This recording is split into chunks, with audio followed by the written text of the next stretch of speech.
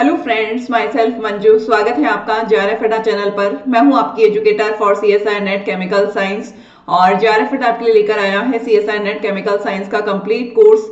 और ये जो कंप्लीट कोर्स है जून 2024 एग्जाम के लिए, इसके लिए हमारा जो बैच है वो स्टार्ट हो चुका है। तो जल्द से जल्द ज्वाइन करें हमें जेआरएफ अड्डा एप्लीकेशन पर।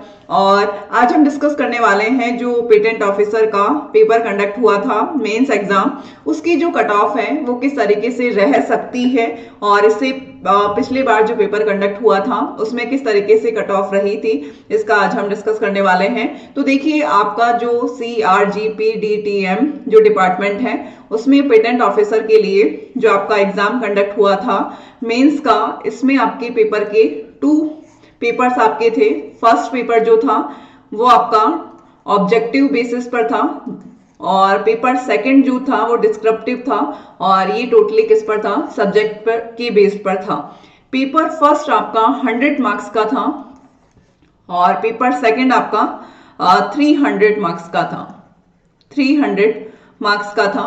अब देखिए, इससे पिछली बार जो पेपर कंडक्ट हुआ था उसमें जो पेपर फर्स्ट के जो मार्क्स थे वो मेंस के जो रिजल्ट में इंक्लूड नहीं थे, यानी कि जो पेपर फर्स्ट था वो केवल और केवल क्वालिफाई नेचर का था और पेपर सेकंड के बेसिस पर आपकी फाइनल जो मेंस की कट ऑफ है वो निकली थी।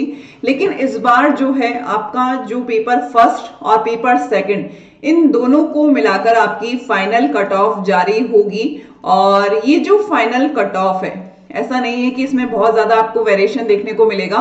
इसमें केवल और केवल पेपर फर्स्ट की वजह से थोड़ा सा वेरिएशन देखने को मिलेगा।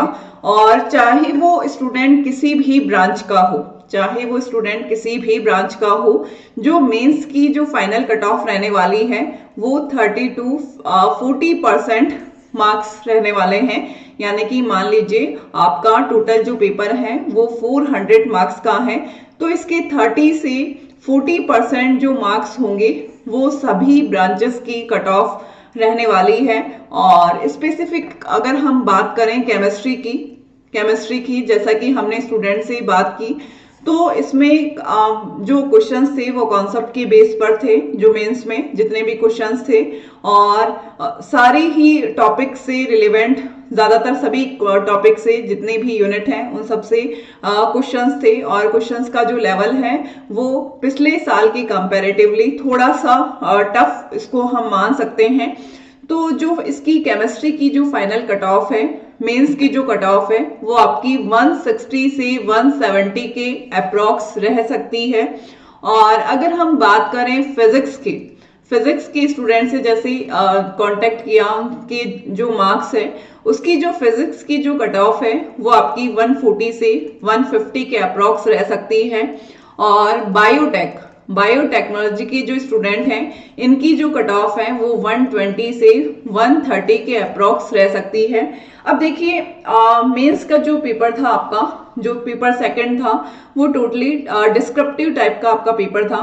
लेकिन फिर भी अगर किसी स्टूडेंट ने 300 मार्क्स का आपका सेकंड पेपर डिस्क्रिप्टिव था, उसमें से अगर स्टूडेंट ने 220 से 230 तक भी अटेम्प्टिंग अगर की है और उसका अगर फर्स्ट पेपर एवरेज अगर हम मान के चलें उसके एवरेज भी इसमें मार्क्स आ रहे हैं, तब भी उसका मेंस में सिलेक्शन आसानी से हो जाएगा। क्योंकि अगर आप पेटेंट ऑफिसर की पिछले कट ऑफ देखें और इसी के बेसिस पर आपका जो यूपीएससी भी कंडक्ट करवाता है, जियो साइंटिस्ट का पेपर कंडक्ट करवाता है, उसमें भी जो मेंस का जो रिजल्ट आता है उसमें जो कट ऑफ रहती है वो भी उसका 30 to 40% अप्रॉक्स रहती है।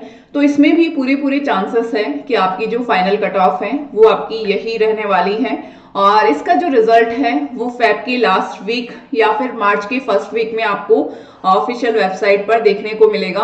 तो जिन स्टूडेंट ने भी ये अटेम्प्टिंग करी है और जिनका फर्स्ट पेपर एवरेज भी उसको हम कह सकते हैं कि एवरेज भी उसके मार्क्स, उसे ये लगता है कि एवरेज मार्क्स भी आ जाएंगे, तो वो बिल्कुल आगे कि इंटरव्यू के लिए तैयारी करें और फाइनल कट ऑफ आपको इसी रेंज में देखने को मिलेगी और आपका जो रिजल्ट है वो मार्च के फर्स्ट वीक या फेब के लास्ट वीक तक आपको ऑफिशियल वेबसाइट पर देखने को मिलेगा। तो all the best all of you, और आप इंटरव्यू के लिए तैयारी करें। और जिन्होंने भी इतने भी क्वेश्चंस अटेम्प्ट किए हैं और जिनको ये लग रहा है, और जो क्वेश्चंस आपने अटेम्प्ट किए हैं आपको अच्छे से पता है कि क्वेश्चंस में आपने जो क्वेश्चंस आए हैं वही अटेम्प्ट किए हैं और वो आपको पता है कि आपने जो पूछा था उसी के अकॉर्डिंग आंसर लिखा है, तो आपके बिल्कुल इतने जो मार्क्स हैं वो आसानी से आ जाएंगे।